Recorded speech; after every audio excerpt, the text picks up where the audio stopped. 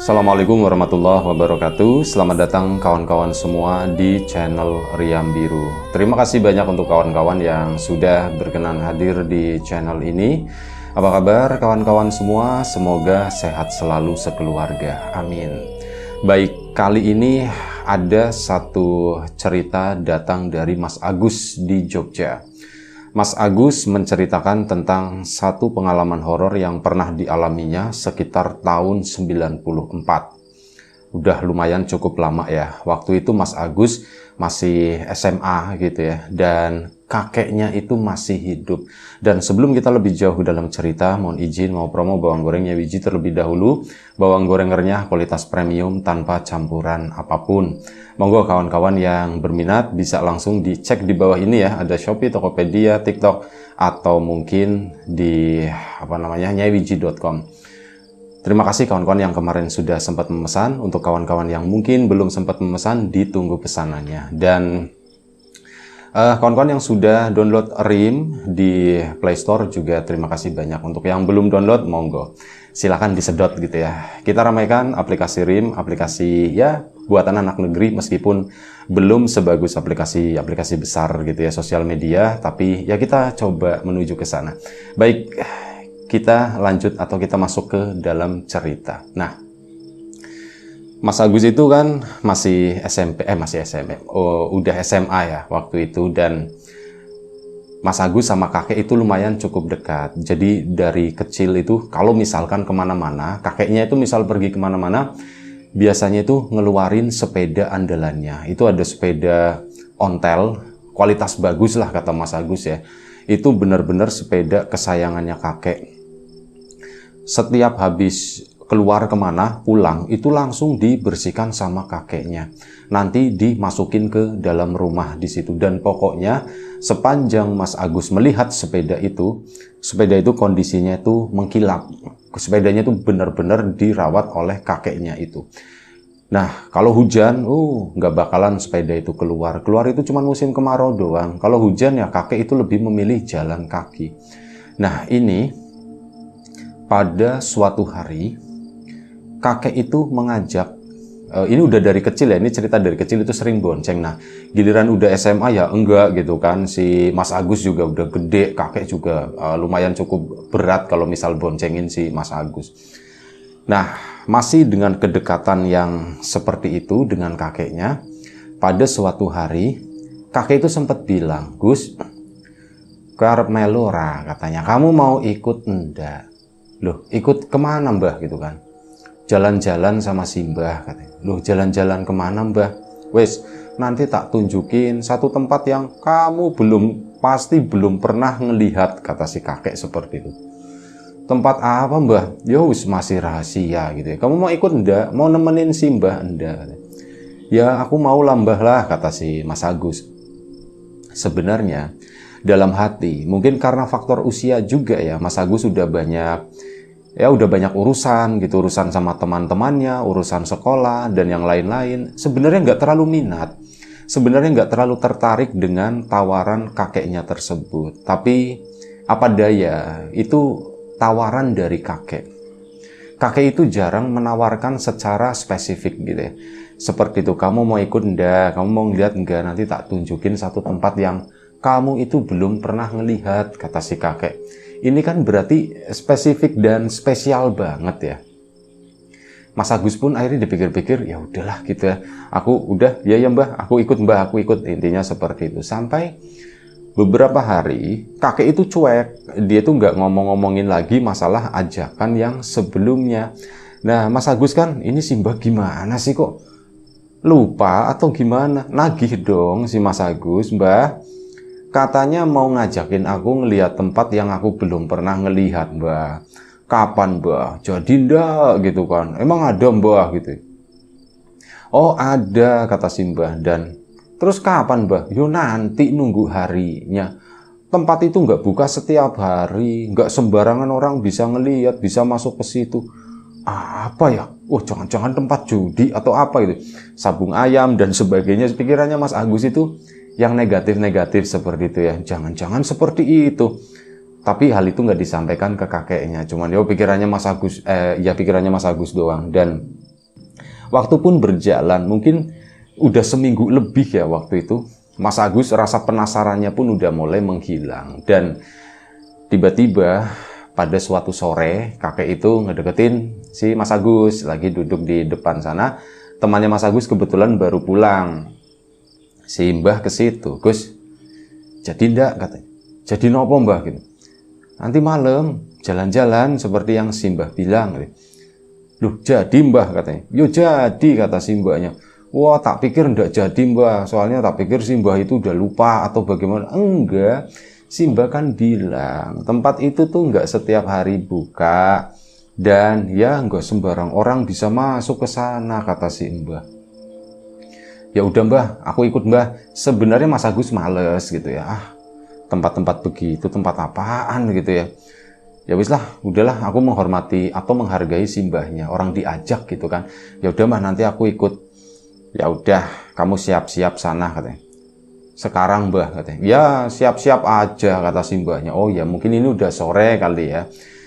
Tapi ya biasa Mas Agus sendiri masuk itu udah menjelang maghrib. Ini belum maghrib, baru sekitar 5:30 ya, belum, kurang lah sebentar lagi lah.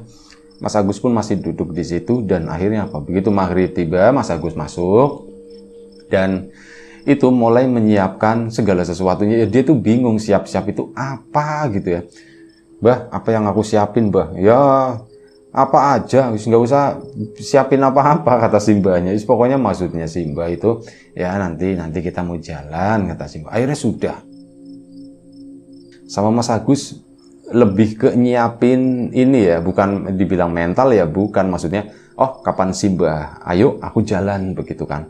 Pakaian ya biasa dan sebagainya. Udah, akhirnya apa? Malam pun beranjak gitu kan. Jam 7 malam. Mas Agus itu makin resah.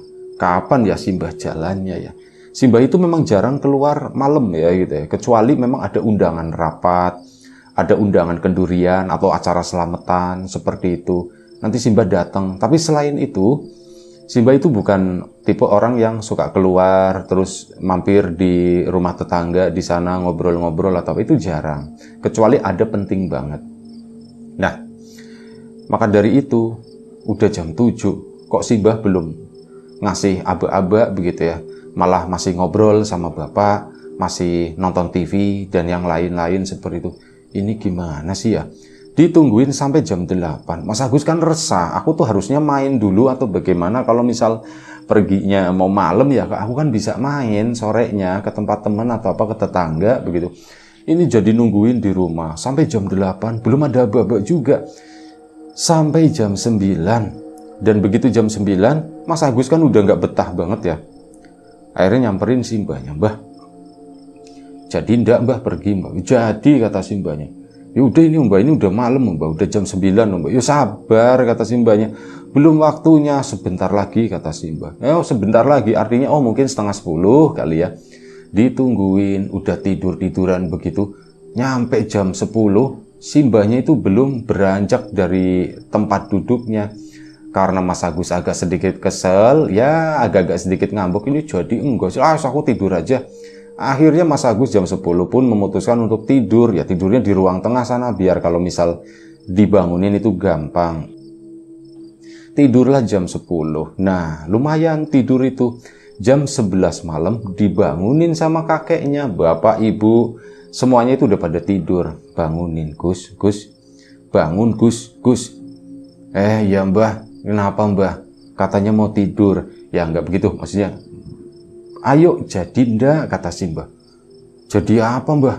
Loh katanya mau ikut Simbah, mau jalan-jalan. Jam berapa ini Mbah? Udah jam 11 malam. Malam banget ya Mbah ya. Ya udah, mau ikut ndak, kata Simbahnya. Kalau ndak ikut ya ndak apa-apa, kamu lanjut tidur lagi.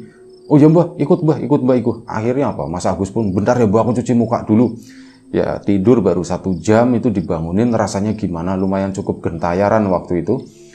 Mas Agus pun ke belakang, cuci muka, lumayan cukup fresh begitu kan. Dan akhirnya Mbah, beginian aja Mbah gitu. Ya udah begituan aja ndak apa-apa, bawa sarung aja barangkali dingin, kata Simbah. Oh begitu Mbah, ambil sarung lah. Akhirnya apa? Keluarlah malam itu jam 10 malam.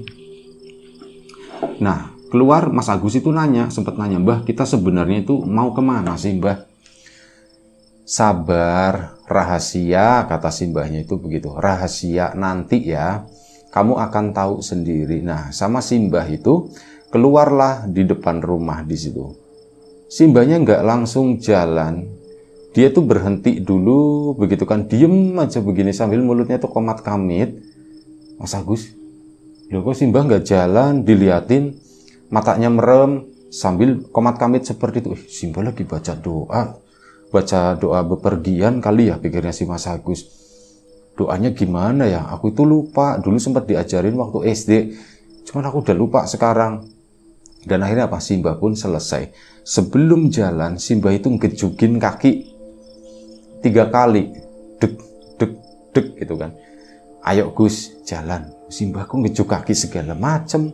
Emang kita mau kemana sih sebenarnya? Akhirnya apa? Jalanlah mereka berdua ke sana, keluar dan belok kiri begitu. Nah, belok kiri ngelewatin perkampungannya Mas Agus. Di situ ketemu dengan beberapa warga. Ya disapa, Mbah mau kemana Mbah? Oh ini jalan-jalan sama Agus katanya. Oh gitu ya, cuman begitu doang. Jalan ke sana sama Mas Agus berdua. Simbah pun waktu itu ndak banyak ngomong. Sekalinya ngomong itu bilang, Gus, nanti kalau kamu di sana, kamu jangan takut ya, kata simbah. Takut Mbah? Si takut apa Mbah? Simbah mau kemana sih? Mau ke kuburan, kata si Mas Agus. Bukan kuburan. Terus nanti kamu lihat sendiri.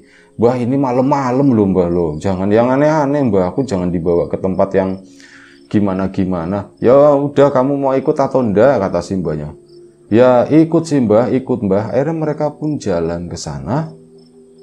Lumayan cukup jauh, berapa ratus meter dari rumahnya Mas Agus ya. Mungkin sekitar 300 meter sampai waktu itu udah hampir ujung kampung. Nah, Mas Agus tahu di situ tuh ada tanahnya kakek juga, tanah kebun.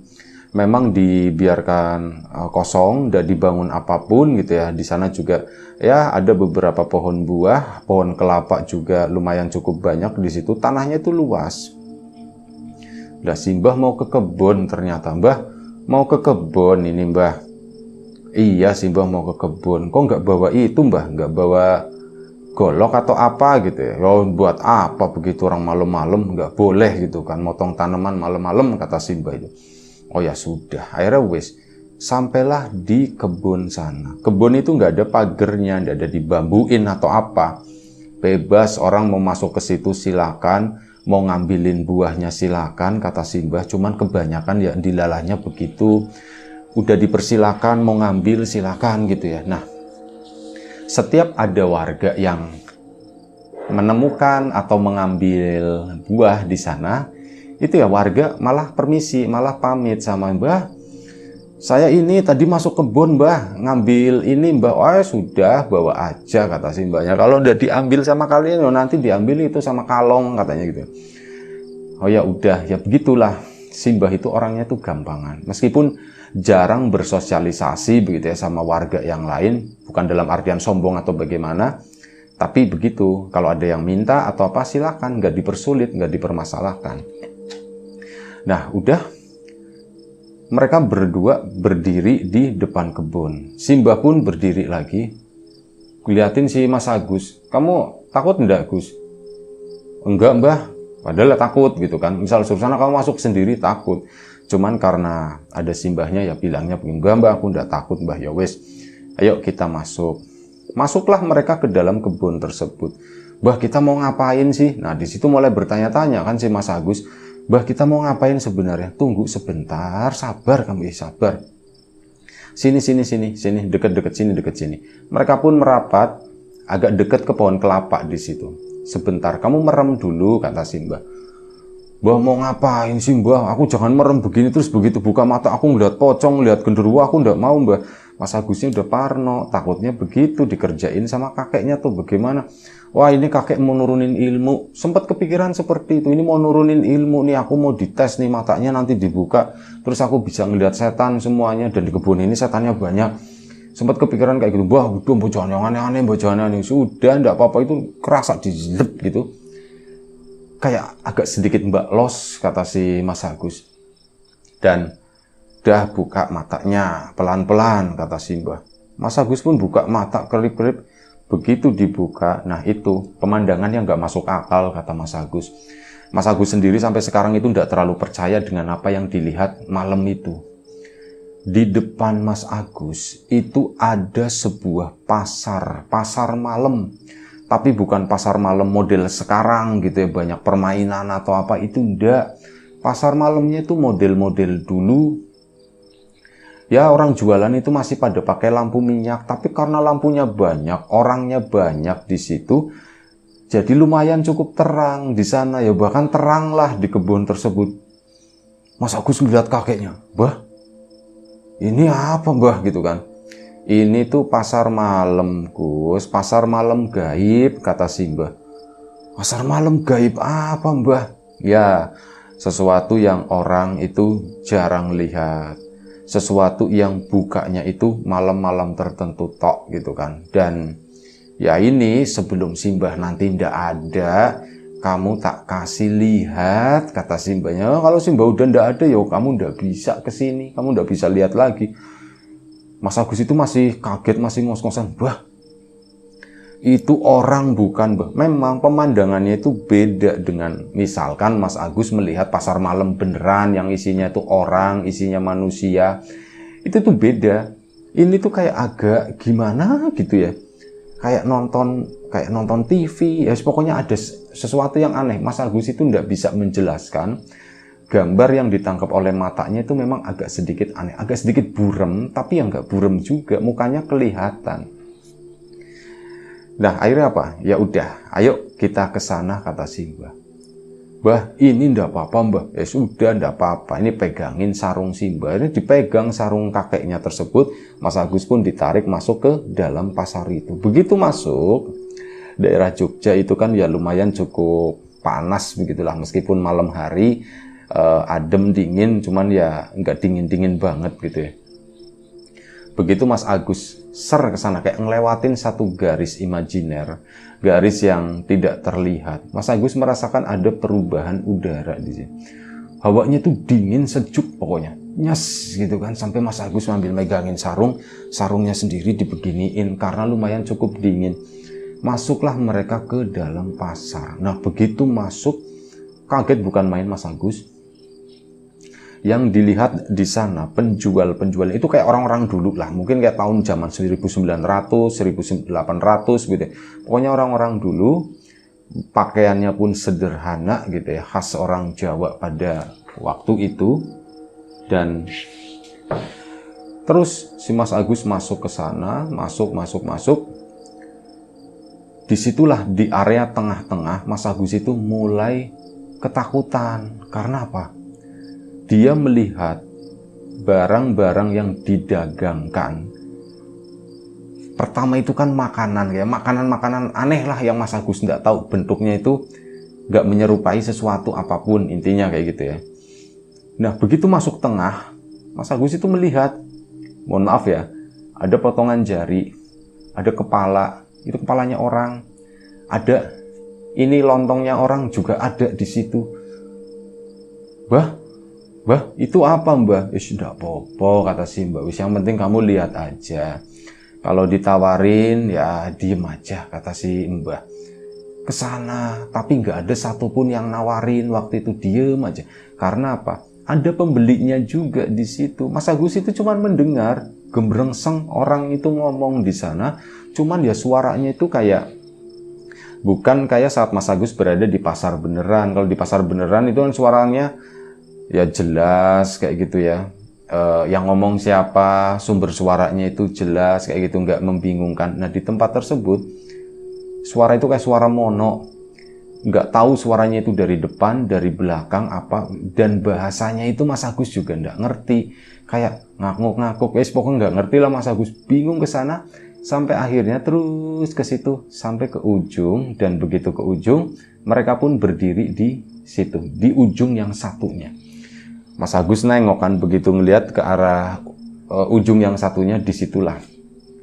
Saat masuk dari ujung pertama, Mas Agus itu melihat yang jualan itu kan orang-orang dengan pakaian lama semacam itu. Nah, begitu masuk, Begitu dia balik lagi, itu yang jualan itu beda. Semuanya itu kayak ngeri-ngeri kata Mas Agus. Kepalanya itu nggak tahu kepala apa. Rambutnya panjang-panjang, warnanya coklat, warnanya putih, hitam gitu ya. Mukanya pun serem, kayak bukan orang lah. Itu tuh kayak monster, kayak genderuwo, kayak apa gitu ya. Pokoknya makhluk-makhluk seperti itu. Bah, itu setan semua, Mbah, itu setan. Tenang, ndak popo kata Simbah, ndak popo kata Simbah. Dan akhirnya, pulang, Mbah. Ya sudah, yuk pulang. Nah, begitu pulangnya itu, awal masuk Mas Agus biasa aja, melihat dagangan-dagangan seperti itu doang yang bikin Mas Agus syok. Nah, giliran pulangnya itu ngelihat yang dagang sama yang beli itu sosok-sosok gitu semua. Sosok-sosok yang Mas Agus sendiri belum pernah lihat gitu ya. Biasanya kan kalau setan film itu kan pocong, sundel bolong, kuntilanak begitu ya, genderuwo atau apa. Ini tuh bukan, ini tuh nggak tahu apa, dan baunya itu nggak enak banget kata si Mas Agus. Mereka terus ke sana, kali ini pulangnya Mas Agus itu merem, nggak tahan buka mata sama baunya itu ya. Terus apa? Kata Simbah, hidungnya jangan ditutup, Yuk, akhirnya nafasnya diirit-irit dan tibalah mereka di ujung. Begitu tiba di ujung, Simbah itu balik lagi melihat ke sana, dan itu orang-orang yang jualan di sana itu udah kembali normal menjadi orang-orang mukanya. Dan setelah kembali menjadi orang-orang, semua pedagang, semua pembeli itu nengok ke arahnya kakek sama ke arahnya Mas Agus. Mas Agus pun deg-degan, aduh mereka mau ngapain ya. Simbah pun ya cuman diem aja, terus udah yuk pulang. Pulanglah mereka keluar dari situ. Mas Agus makin bertanya-tanya, Mbah, apa sih Mbah maksudnya begitu sih Mbah, kok aku ditunjukinnya seperti itu? Ya Simbahnya dengan enteng jawab, kan Simbah bilang mau tak ajak jalan-jalan ngelihat sesuatu yang bukanya nggak setiap hari dan kebanyakan orang nggak melihat Gus.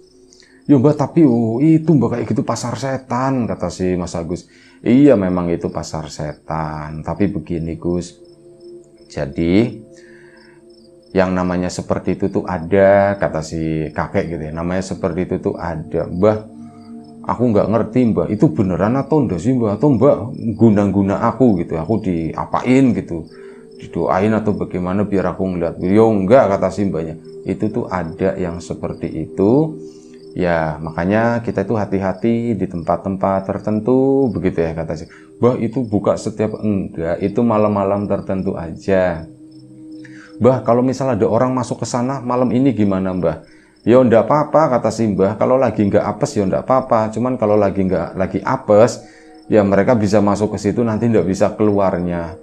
Berarti hilang Mbah orangnya? Enggak, orangnya enggak hilang, orangnya tetap ada. Cuman ya badannya itu udah nggak bisa mikir apa-apa.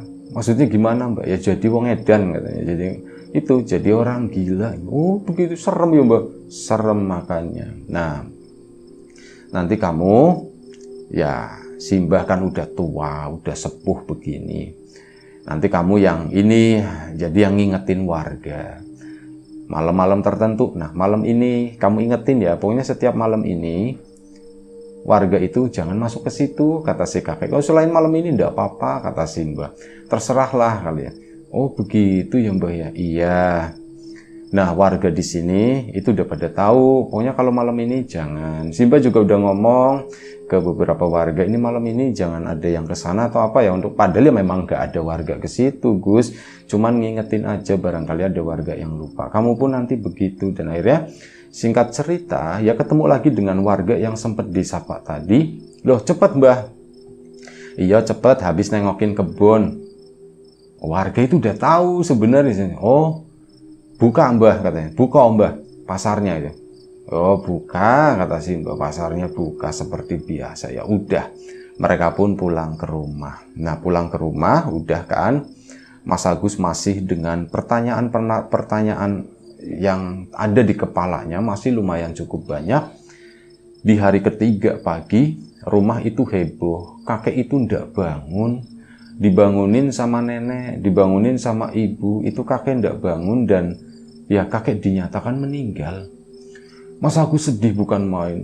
Kok begini ya Mas Agus, padahal baru cerita ke bapaknya. Pak aku diajak sama Simbah begini-begini. Dan 3 hari kemudian kakeknya itu pulang.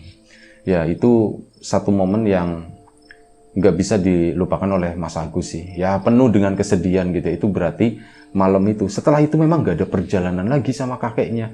Bener-bener jalan itu sama kakek. Terakhir itu ya malam itu tadi. Dan menyesal Mas Agus. Kenapa aku nggak banyak ngomong ya waktu itu ya? Kenapa aku mbok yo yang ada di pikiranku tuh unek-unek tak keluarin semuanya ke kakek. Intinya begitulah, aku masih banyak pertanyaan, kenapa kakek pergi duluan dan yang lain-lain. Itu ada kesedihan, ada penyesalan, ada kemarahan juga di sana. Lah wis kata Mas Agus, benar-benar itu hari yang berat dan ya sesuai dengan amanat Simbah. Mas Agus pun secara aktif gitu kan. Dia ngasih tahu pelan-pelan warga yang ada di sana. Silakan mau ngambilin kelapa, mau ngambilin mangga, jambu, nangka, dan yang lain-lain, monggo silakan, tidak apa-apa. Yang penting jangan pas malam ini. Soalnya pas malam ini itu tuh ada pasar setan di sana. Takutnya kalian masuk ke situ, nanti kalian tidak bisa pulang, nanti kalian tidak bisa balik. Warga pun udah tahu dengan hal tersebut ya. Dan yes, alhamdulillah semuanya itu selamat. Itu aja cerita dari Mas Agus mengenai kenangan terakhir bersama kakeknya. Itu satu momen yang sangat berarti gitu. Itu obrolan yang lumayan cukup panjang dengan kakek. Karena apa? Setelah itu begitu pulang, ya kakek sibuk dengan urusannya. Di hari terakhir itu kakek bilangnya nggak enak badan ya. Jadi malam harinya tuh bilang badan Simbah itu nggak enak gitu. Mas Agus pun cuman oh begitu lagi dikerokin sama nenek gitu kan. Nah kakek pun malam itu tidur. Dan itu adalah tidur terakhirnya. Keesokan paginya kakek itu tidak bangun-bangun lagi. Itu aja. Terima kasih Mas Agus atas ceritanya. Kawan-kawan di rumah juga terima kasih banyak atas support dan dukungannya. Apapun itu, kawan-kawan subscriber, kawan-kawan membership, kawan-kawan yang udah kasih support dalam bentuk super thanks ke Riam Biru, terima kasih banyak. Kawan-kawan yang udah ngasih like, udah nge-share ke yang lainnya, kawan-kawan yang udah ninggalin komentar juga terima kasih banyak. Dan kawan-kawan yang sudah memesan bawang gorengnya Wiji, terima kasih banyak atas pesanannya. Untuk kawan-kawan yang mungkin belum sempat memesan, ya ditunggu aja pesanannya. Dan doa terbaik dari kami untuk kawan-kawan semua, semoga selalu diberi kemudahan dalam hal apapun, termasuk kemudahan dalam hal rezeki. Yang sakit segera diberi kesembuhan, yang sehat tetap dijaga kesehatannya. Baik, sampai jumpa di episode selanjutnya Riam Biru. Sekali lagi terima kasih. Jaga kesehatan kawan-kawan semua. Assalamualaikum warahmatullahi wabarakatuh.